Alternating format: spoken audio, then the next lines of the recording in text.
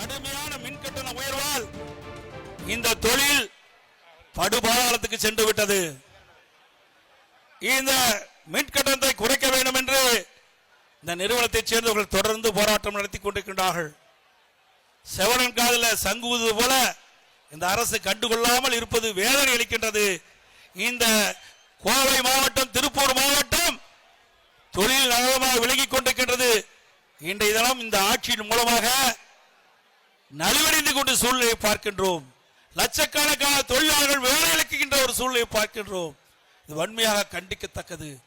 இனியாவது இந்த அரசு திருந்திக் கொண்டு மக்கள் படுகின்ற துன்பங்கள், தொழிலாளர்கள் படுகின்ற துன்பங்கள், வேதனைகள், துயரங்கள் இதை பார்த்து நான் நிறுவனங்கள் வைக்கின்ற கோரிக்கையை பரிசீலித்து அதற்கு உண்டான தீர்வை காண வேண்டும் என்று இந்த நேரத்தில் கேட்க விரும்புகின்றேன்.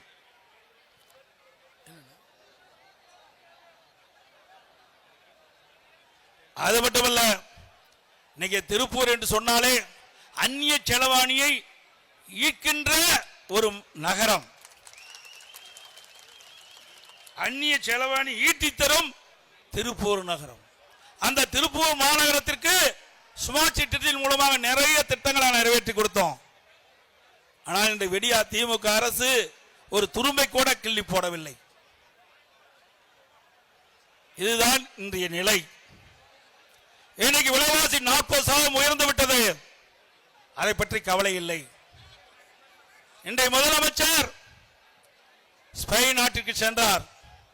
11 நாட்கள் தங்கி இருந்தார். அந்த 11 நாட்களில் தொழில் முதலீட்டு ஈர்ப்போம் என்று செய்தி வெளியிட்டார்கள். அந்த 3 நிறுவனத்தைச் சேர்ந்தவர்கள் புரிந்துணர்வு ஒப்பந்தம் போட்டதாக ஊடகத்தின் வாயிலாக செய்தி. அந்த 3 நிறுவனம் தமிழ்நாட்டைச் சேர்ந்த நிறுவனம். ஒன்று ஈரோட்டைச் சேர்ந்த நிறுவனம், ஒன்று ஈரோட்டைச் சேர்ந்த நிறுவனம். நான் எடுத்து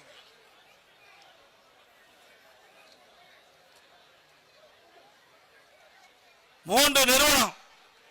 ஒன்று எடிபான். 2013 இந்த நிறுவனம் ஆரம்பிக்கப்பட்டு இந்தியாவில் செயல்பட்டு கொண்டிருக்கின்றது. இந்த நிறுவனம் சென்னை, திருச்சியில் இருக்குது. 540 கோடி. இரண்டாவது ஹைபாக் லைட் 2003 தூத்துக்குடியில் 2500 கோடியில் அந்த திட்டத்தை துவங்குவதாக அறிவிச்சிருக்கிறாங்க. ரோகா 2017 அந்த நிறுவனம் இருக்குது, விஸ்தரிப்பு செய்வதாக அந்த நிறுவனம் பெருந்துறையில் இருக்கின்ற நிறுவனம் 400 கோடி. இது மூலம் 3மே தமிழ்நாட்டை சேர்ந்த நிறுவனங்கள். ஒரு மாதத்திற்கு முன்புதான் திரு ஸ்டாலின் சென்னையில் தொழில் முதலீட்டர் மாநாட்டை நடத்தினார். அந்த மாநாட்டுக்கு இந்த தமிழ்நாட்டில் இருக்கின்ற 3 நிறுவனங்களையும் அழைத்து புரிந்துணர்வு ஒப்பந்தம் போட்டிருக்கலாம். ஆனா இவர் ஸ்பெயின் நாட்டிற்கு செல்ல வேண்டும் என்ற ஒரே காரணத்திற்காக இங்கே தமிழ்நாட்டில் இருக்கின்ற 3 நிறுவனங்களையும் ஸ்பெயினுக்கு சென்று அங்கே புரிந்துணர்வு ஒப்பந்தத்தை போட்டு ஒரு நாடகத்தை அரங்கேற்றிய தலைவர் தான் திமுக தலைவர், இன்றைய முதலமைச்சர் ஸ்டாலின். ஆனால் அவர் தொழில் முதலீட்டை ஈர்க்க போகவில்லை, தொழில் முதலீடு செய்ய போயிருக்கார் என்று மக்கள் பேசிக் கொண்டிருக்கின்றார்கள்.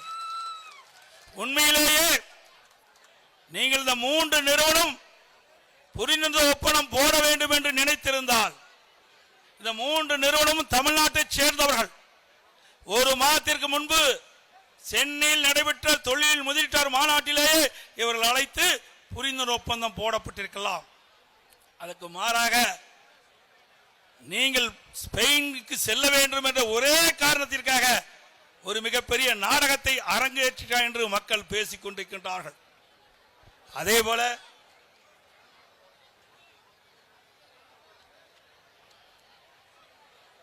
பல்வேறு திட்டங்களை இன்றைக்கு இந்த விடியா திமுக அரசு முடங்கி விட்டது. தாலிக்கு தங்கம் முடங்கி போச்சு, கொடுக்கிறாங்களா? இதுதான் திமுகவுடைய சாதனை. நம்முடைய மாணவ செல்வங்கள், அரசு பள்ளியிலே படிக்கின்ற மாணவ செல்வங்கள் மடிக்கணி 52,31,000 பேருக்கு மடிக்கணி கொடுத்தோம். 1 லட்சம் 2 லட்சம் இல்லைங்க, 52,31,000 மாணவ மாணவிகளுக்கு அறிவுபூர்வமான விஞ்ஞான கல்வி கிடைக்க என்பதற்காக ஒரு மடிக்கணினி 12,000 ரூபாய் மதிப்புள்ள மடிக்கணியை 7,322 கோடி ரூபாய் செலவு செய்து நம்முடைய மாணவ செல்வங்களுடைய நிலையை உயர்த்த என்பதற்காக திட்டத்தை கொண்டு வந்து நிறைவேற்றிய அரசாங்கம் அதிமுக அரசாங்கம். அதையும் முடக்கிய பெருமை திராவிட மாடல் ஆட்சிக்குத்தான் சேரும். அதே போல கர்ப்பிணி தாய்மார்களுக்கு 6000 12,000 12,000 18,000 உயர்த்தி வழங்கிய அரசு அதிமுக அரசாங்கம். அதுல மட்டும் 27.79 லட்சம் கர்ப்பிணி தாய்மார்கள் பயனடைந்தார்கள். இதெல்லாம் ஒரு வரலாற்று சாதனை. அதே போல 16.17 லட்சம் கர்ப்பிணி தாய்மார்கள் ஈன்றெடுத்த அந்த குழந்தைகளுக்கு அம்மா குழந்தைகள் நல பெட்டகம் என்ற அற்புதமான திட்டத்தை கொண்டு வந்து அமுல்படுத்திய அரசாங்கம் அதிமுக அரசாங்கம். இப்படி பார்த்து திட்டங்களை வழங்கிய ஒரே அரசாங்கம் அதிமுக அரசாங்கம் தான். அதேபோல கோயம்புத்தூரிலே மெட்ரோ ரயில் திட்டத்தை கொண்டு வருவதற்கு நடவடிக்கை எடுத்த அரசாங்கம் அதிமுக அரசாங்கம். புயல் வந்தால் வறட்சி வந்தாலும் விவசாயிகளுக்கு நிவாரணம் வழங்கிய அரசாங்கம் அதிமுக அரசாங்கம். பல ஆண்டு காலமாக ஏரி குளம் குட்டை தூர் வாராமல் இருந்தது. முழுக்க விவசாயிகளுடைய குழுவை அமைத்து அவர்கள் மூலமாக ஏரி குளம் குட்டை அனைத்தும் பொதுப்பணித்துறை உள்ளாட்சித்துறையின் மூலமாக குடிமராமத்து திட்டத்தை கொண்டு வந்து அமல்படுத்தி நிறைவேற்றிய அரசாங்கம் அதிமுக அரசாங்கம். இதையெல்லாம் பார்த்து மக்களுக்கு திட்டங்களை வழங்கிய ஒரே அரசாங்கம் அனைத்து இந்திய அண்ணா திராவிட முன்னேற்ற கழக அரசாங்கம் என்பதை இந்த நேரத்தில் நினைவுகூர்ந்து விவசாயியுடைய கோரிக்கையை ஏற்று அம்மாவுடைய அரசு விவசாயிகளுக்கு 24 மணி நேரம் மும்முனை மின்சாரம் வழங்கியதும் அதிமுக அரசு. விவசாயிகளுக்கு கூட்டுறவு சங்கத்தின் மூலமாக பயிர்க்கடன் 12,100 கோடி தள்ளுபடி செய்ததும் அதிமுக அரசு. தென்னை விவசாயிகள் பாதிக்கப்படுகின்ற பொழுது மத்திய அரசிடம் குரல் கொடுத்து அவர்களுக்கு நியாயமான விலையை பெற்றுத் தந்ததும் அதிமுக அரசாங்கம்.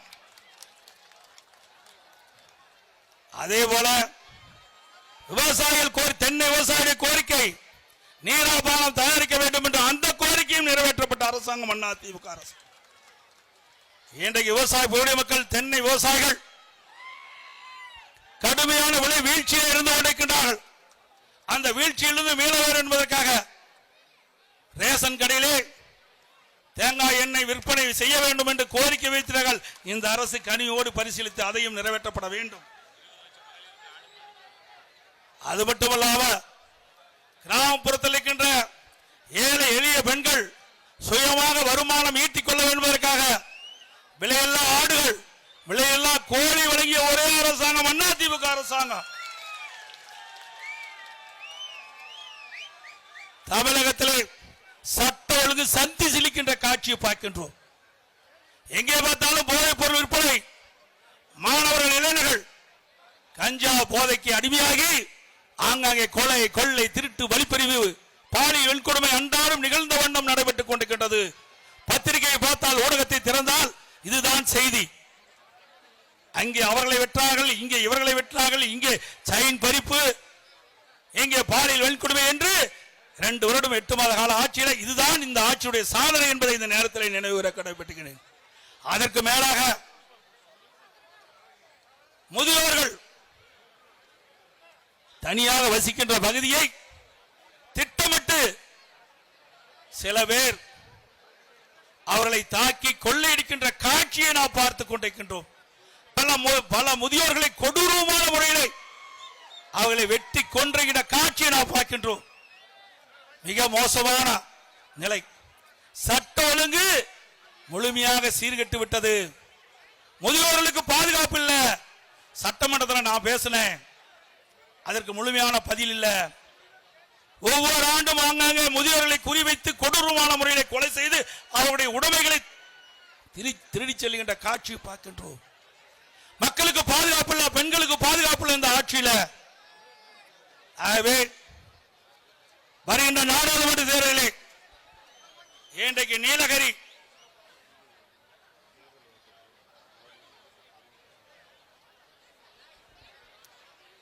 நாடாளுமன்ற தேர்தல் வர இருக்கின்றன. ஏற்கனவே 2019 நாடாளுமன்ற தேர்தலில் திமுக தேர்தல் அறிக்கை வெளியிட்டார்கள்.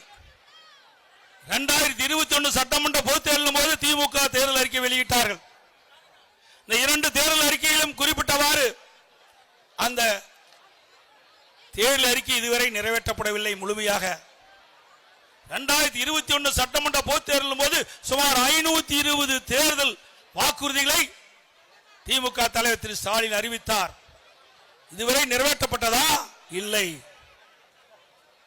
மகளிர் உரிமை தொகை அனைத்து குடும்ப தலைவர்களுக்கு வழங்கப்படும் மாதந்தோறும் 1000 ரூபாய் என்று சொன்னார். வழங்கவே இல்லை. 1.5 ஆண்டு காலம் காலத்தை தளர்த்தினார்.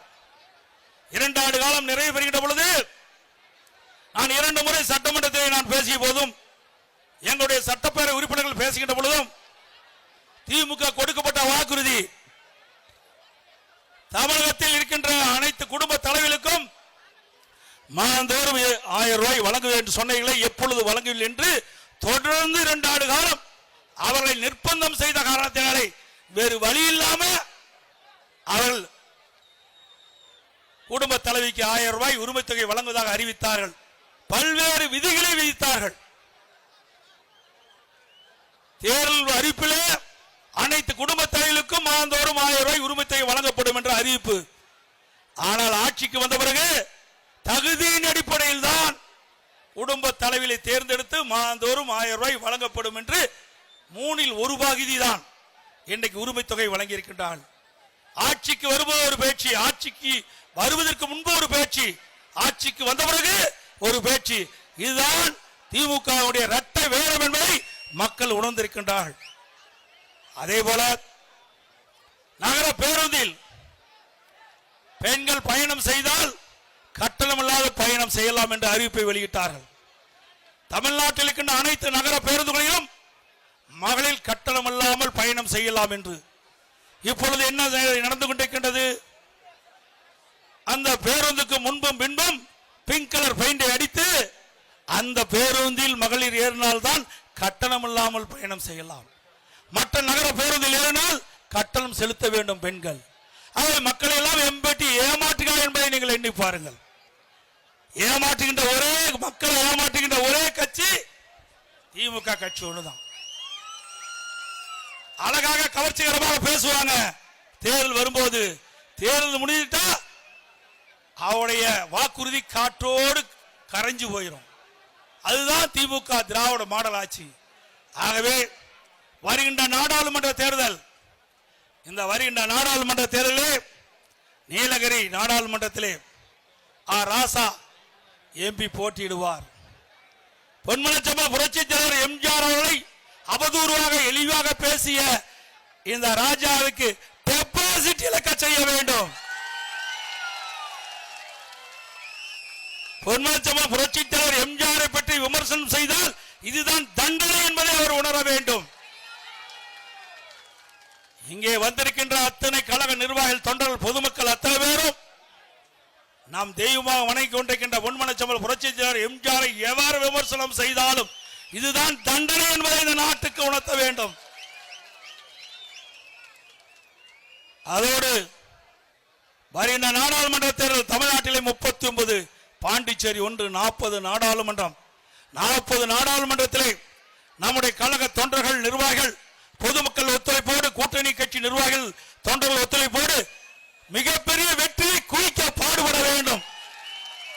நாட்பதும் நமது என்பதை எண்ணி உழைக்க வேண்டும். இரவு பகல் வாராமல் உழைக்க வேண்டும். நாம் போட்ட திட்டங்களை மக்களுக்கு எடுத்து சொல்லி நமக்கு ஆதரவை திரட்ட வேண்டும் என்று சொல்லி மிக எழுச்சியாக வெயிலையும் பொருட்படுத்தாமல் நம்முடைய தெய்வ பிரவி புரட்சித் தலைவர் எம்ஜிஆர் அவர்களை விமர்சனம் செய்தவரை தட்டி கேட்க 2 கோடி தொண்டர்கள் இருக்கின்றார் என்பதை நினைவு கூறும் வகையில் அற்புதமான இந்த ஆர்ப்பாட்ட நிகழ்ச்சியில பங்கு பெற்ற அனைத்து நல்ல உள்ளங்களுக்கும் நன்றி தெரிவித்து இந்த நிகழ்ச்சியை சீரோடும் சிறப்போடும் நடத்திய மாவட்ட செயலாளர் அருண்குமார் அவர்களுக்கும், அதை முன்னிருந்து நடத்திய அறிவுச்சார் எஸ்பி வேலுமணி அவர்களுக்கும் அண்ணன் பொள்ளாச்சி ஜெயராமன் அவர்களுக்கும் மற்றும் மாவட்ட செயலாளர்கள் அம்மன் அர்ஜுன் அவர்களுக்கும் நீலகிரி மாவட்ட செயலாளர் அவர்களுக்கும் அனைத்து சட்டமன்ற உறுப்பினர்களுக்கும் அங்கே சிறலாக திறந்த மாவட்ட செயலாளர் அறிவிச்ச உடம்புப்பட்ட ராதாகிருஷ்ணன் அவர்களுக்கும் கபிச்சி அவர்களுக்கும் மகேந்திரன் மாவட்ட செயலாளர் அவர்களுக்கும் அண்ணன் இந்த நிகழ்ச்சியில் பங்கு பெற்ற மூத்த கழக நிர்வாகிகள் அண்ணன் கே செங்கோட்டை அவர்களுக்கும் அண்ணன் பி தனபால் அவர்களுக்கும் சட்டமன்ற உறுப்பினர்களுக்கும் முன்னாள் நாடாளுமன்றங்களுக்கும் முன்னாள் சட்டப்பேரவை உறுப்பினர்களுக்கும் வரி தந்து இந்த கூட்டத்தை சிறப்பித்த அனைத்து கழக முன்னோடி நிர்வாகிகளுக்கும் கழக உடன்பிறப்புகளுக்கும் பொதுமக்களுக்கும் நன்றி தெரிவித்து விடுகின்றேன். நன்றி, வணக்கம்.